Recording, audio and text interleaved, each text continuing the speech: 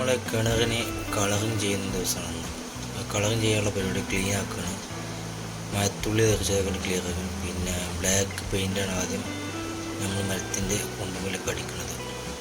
ഏകദേശം ഈ കോലായി ഫുള്ളടിച്ച് പിന്നെ മരത്തിൻ്റെ വേരിൻ്റെ കൊമ്പുകളും മഞ്ഞയും ഒരു സെയിം കളറിലേക്ക് കൊടുത്തിട്ട് പിന്നെ ബ്ലാക്കിലേക്ക് ടച്ച് ചെയ്യണം.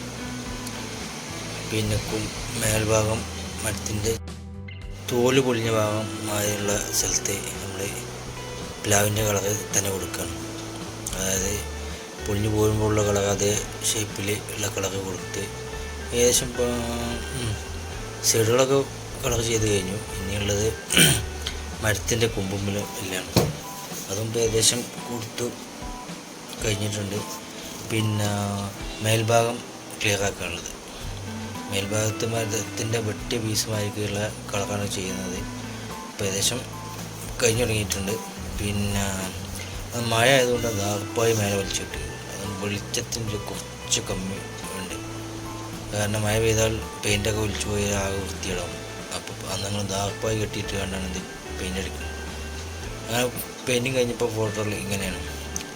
പിന്നെ അങ്ങനെ എല്ലാം രണ്ട് സൈഡിൽ നിന്ന് വീഡിയോ എടുത്തിട്ട് ഞങ്ങൾ പെയിൻറ്റിൻ്റെ പണിയെല്ലാം ഏകദേശം തീർന്നു.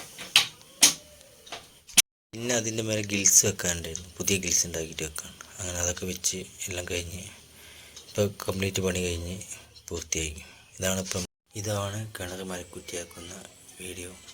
പിന്നെ ഇതിൻ്റെ ഫുള്ള് വീഡിയോ നമ്മുടെ ചാനലിലുണ്ട്. കാണുന്നവർക്ക് ചാനലിൽ കയറി കാണാം. അടുത്ത പുതിയ വീഡിയോയുമായി വരാം. ഓക്കെ.